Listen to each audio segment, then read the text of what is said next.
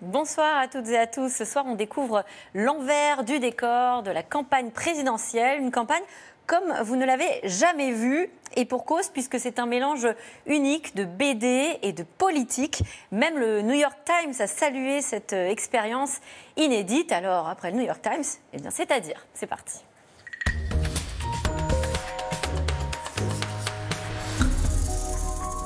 Bonsoir Antoine Angers. Enfin, votre nom d'artiste, c'est Coco Pello. Exactement. Vous n'en êtes pas à votre premier album de BD politique, comme je l'ai baptisé, puisque vous aviez déjà écumé les couloirs de l'Assemblée nationale. Cette fois-ci, c'est dans Palais Bourbon, voilà votre précédent ouvrage dont on voit la couverture ici. Alors cette fois-ci, vous participez à une BD communautaire. Ça nous plonge dans les coulisses de la campagne présidentielle qu'on vient de vivre. Je dis communautaire parce que vous êtes 6 dessinateurs à avoir suivi les 12 candidats. Ça s'appelle Carnet de campagne, c'est chez Seuil d'Argot.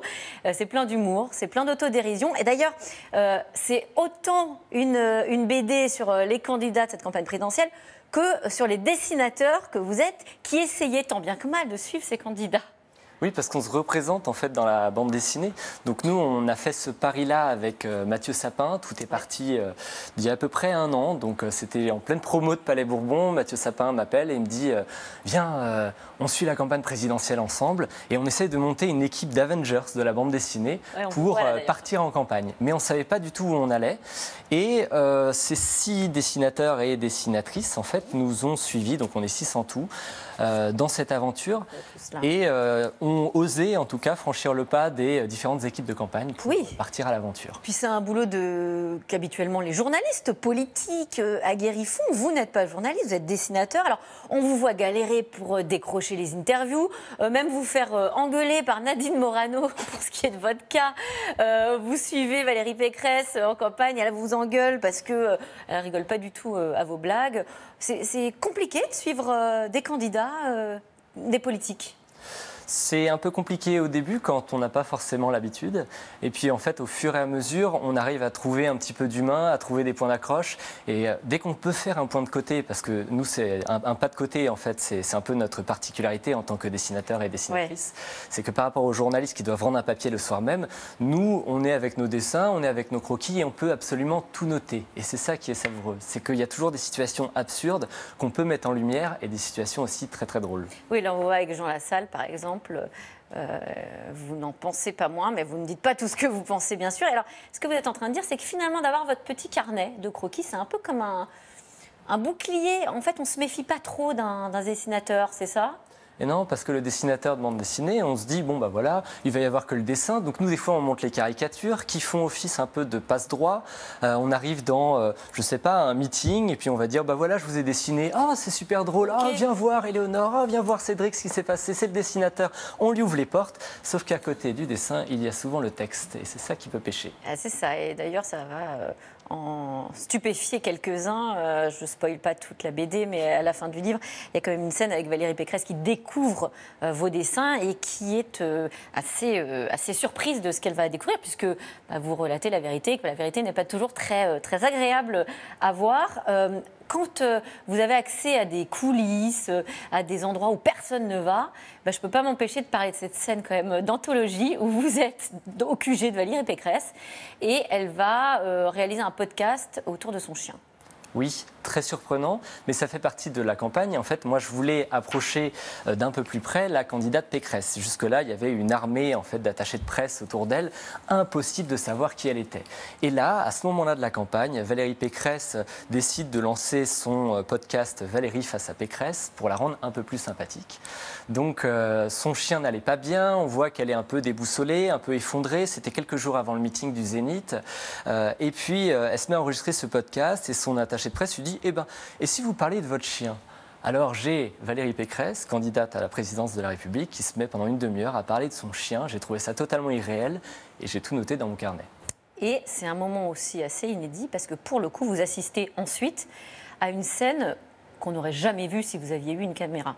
Oui, parce Elle se met en colère. Elle se met en fait en colère et elle passe un savon à un de ses collaborateurs. Il faut savoir qu'à ce moment-là, j'ai senti le caractère profondément humain finalement de Valérie Pécresse, celle qu'elle a essayé de cacher à tous les journalistes qui ont suivi la campagne. Pendant 6 mois, des journalistes l'ont suivie et m'ont dit à la fin de la campagne, on n'a jamais su qui elle était. Et moi, avec mon carnet à dessin, j'ai réussi à m'infiltrer dans ce couloir-là. Et puis, j'ai vu cette scène où elle engueule un de ses collaborateurs, où elle dit, je suis effondrée, je suis à bout. Vous êtes nuls, vous êtes nuls, etc. Mais en fait, j'ai senti une femme qui allait faire son énorme meeting quelques jours en fait, plus tard, qui allait être après catastrophique, mais qui était totalement stressée. Sous pression. Et sous pression. Et en même temps, un vent de panique, parce qu'on voit les collaborateurs du coup qui se tournent vers vous, qui vous demandent si vous n'avez pas des idées. Oui. Alors là, on se dit vraiment, c'est la désorganisation totale. Voilà, ils se présentent vers moi et puis ils me disent, ils devaient faire en fait un patchwork vidéo en disant je soutiens Valérie Pécresse. Et là, ils me disent, t'as pas des auteurs de bande dessinée qui pourraient soutenir Valérie Pécresse? J'ai proposé aux autres dessinateurs, ils n'ont pas forcément accepté. Ah oui, alors d'ailleurs, vous parlez des autres dessinateurs. Vous êtes donc une team, on l'a dit, un groupe en français de 6 dessinateurs, mais du coup, vous avez des infos que vous pouvez vous donner sur vos candidats respectifs. Est-ce que vous êtes donné des infos secrètes pendant cette campagne-là, les uns les autres, ou pas? On se donnait des petites infos secrètes, enfin, parce qu'on savait, par exemple, les dates des meetings, les dates des débats à télé, etc., avant les autres. Donc, on avait des infos aussi via les journalistes, on soutirait tout ça.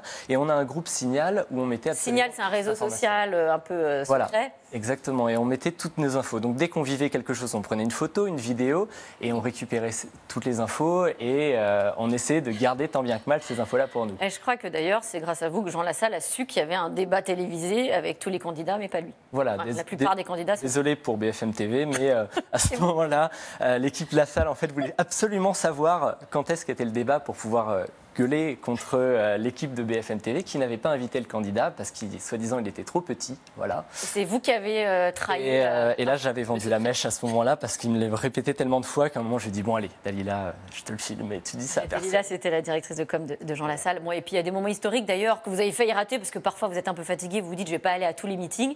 Mais là, vous y allez, c'est le meeting au Zénith. Le meeting du Zénith. Du Zénith de Valérie Pécresse. C'était un dimanche, il faisait beau, je voulais faire d'autres choses que m'enfermer avec 5000 les Républicains dans ce chaudron-là.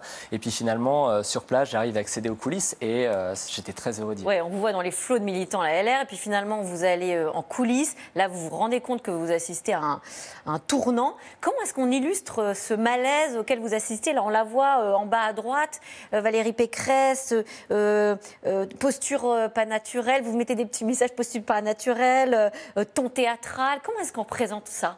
Bah déjà, en fait, l'entrée de Valérie Pécresse, déjà, ils avaient fait, je pense, une erreur au niveau de sa communication. C'est qu'en suivant la candidate, au lieu d'être galvanisé, moi, j'étais hyper mal à l'aise, tout le monde jouait des coudes, et j'avais l'impression d'être dans une sorte de vague de militants LR et de me faire ensevelir par cette vague. Et moi-même, déjà, je me sentais pas très bien en arrivant comme ça vers la scène.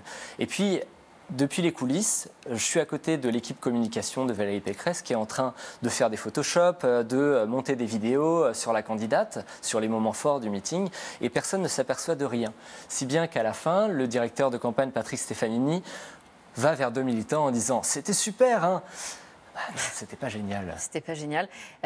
Bon, on arrive à la fin de cette interview. Il y a encore bien sûr, plein de choses savoureuses à découvrir dans cette BD. Par exemple, un dessin de Jean-Luc Mélenchon. Oui, ça pourrait être le 7e dessinateur, puisqu'on apprend qu'il a un petit coup de crayon. Il dessine l'un de vos collègues, collaborateurs. Voilà, on le voit là. Voilà. C'est Lara que Jean-Luc Mélenchon, à la façon Picasso, dessine.